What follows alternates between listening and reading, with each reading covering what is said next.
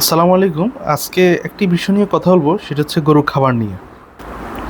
আমরা ছোটোবেলায় স্কুলে পড়েছি গরু ঘাস খায়, কিন্তু বিভিন্ন খামারে গেলে দেখা যায় এখন গরু ঘাস বাদে সবই খায়। আপনি যখন কোনো একটি খামারে যাবেন এবং খাবারের হিস্ট্রি নেবেন, খামারকে জিজ্ঞাসা করবেন আপনি গরুকে কী খাবার দেন।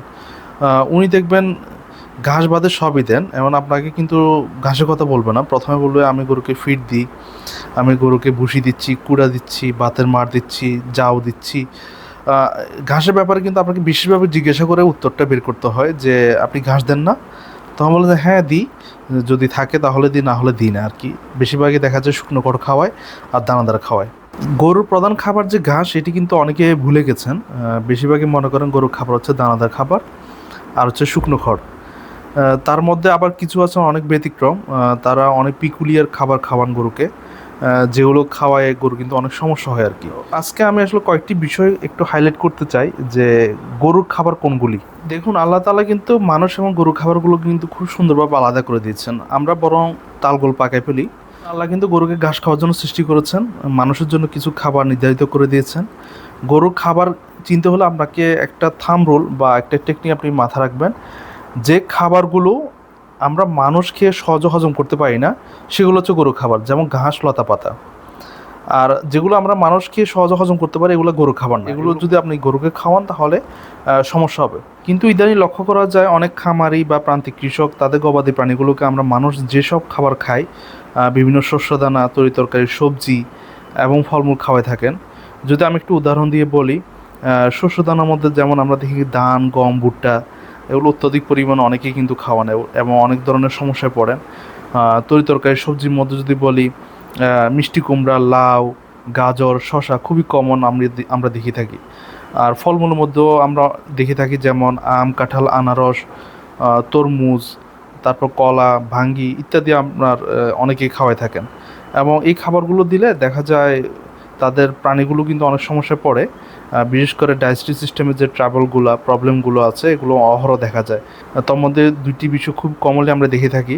একটি হচ্ছে অ্যাকিড্রোমিনাল এসিডোসিস, আর একটা হচ্ছে ব্লড অথবা টিম্প্যানি।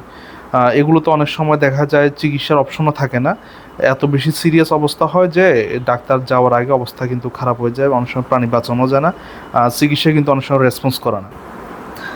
আজকেও আমি এই ধরনের সমস্যায় ভোগা একটি গাভী দেখতে গিয়েছি, যেটির অ্যাকিউট রুমিনাল অ্যাসিডোসিস আজকে প্রায় 12 দিন ধরে ভুগছে। খাবার বন্ধ, পায়খানা বন্ধ, এবং খামারি অনেক টাকার ওষুধ খাওয়াচ্ছেন গরুটাকে, কিন্তু কোনো ফলাফল পাচ্ছেন না, অনেক ডাক্তার দেখিয়েছেন। তো আমরা এখন একটু কেসটা একটু দেখি, দেখার পর আমরা আবার আলোচনায় আসবো। কয় বিয়ানে গরুটা?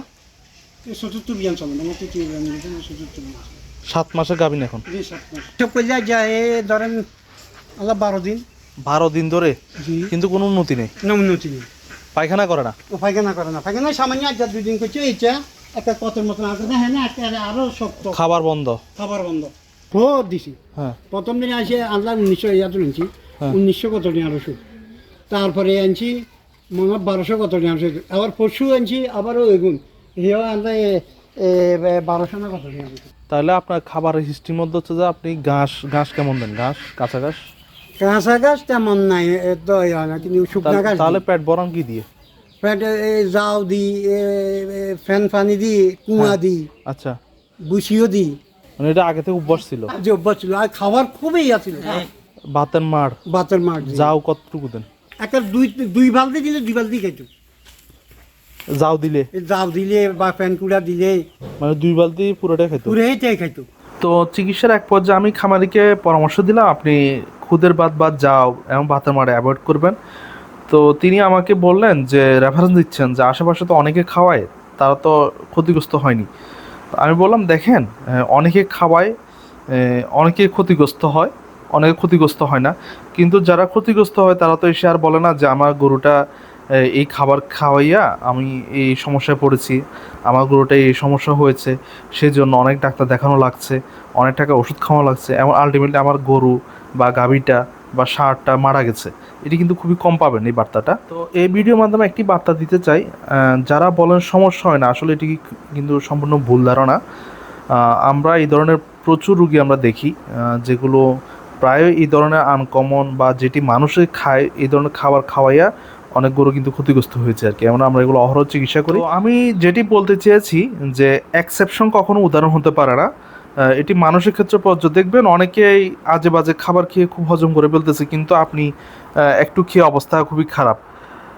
এটি আসলে পেশেন্ট টু পেশেন্ট ভ্যারি করে, person to person, individual two individual. এটি অ্যানিমেলের ক্ষেত্রে কিন্তু প্রযোজ্য। অন্যরা যা খাওয়াবে খাওয়াক, আপনি ওগুলো ফলো করার কোনো দরকার নাই। থাম্ব রুল হচ্ছে কি, আপনি মানুষ যেটি খেয়ে সহজে হজম করে, যে শস্য দানা, যে তরিতরকারি, সবজি, যে ফলমূল, এগুলো আপনি অ্যাভয়েড করবেন। তাহলে প্রশ্ন আসতে পারে আমাদের গরুগুলোকে কী খাবার দিব। গরুর জন্য টপ প্রায়োরিটি যেটি থাকবে, তার জন্য সেফেস্ট যে খাবার ঘাস, এটা আমরা বেশি বেশি দিব। পাশাপাশি আমরা চাইলে দানাদার খাবার দিতে পারি, সেটি অবশ্যই ব্যালেন্সড হতে হবে। তাহলে আপনার গরুর এই ধরনের সিরিয়াস ডাইজেস্টিভ ট্রাবল বা ইস্যু তৈরি হবে না, এরা খুব নিরাপদ থাকবে। তো আজকের বার্তা হচ্ছে মূলত এটি, যে অন্য কী করছে সেটি আপনাকে ফলো করার দরকার নাই। যেটি নিয়ম, যেটি স্বাভাবিক, যেটি ন্যাচারাল, সেটি আপনি ফলো করবেন। তো সবার জন্য এতটুকুই বার্তা আজকে। ধন্যবাদ সবাইকে।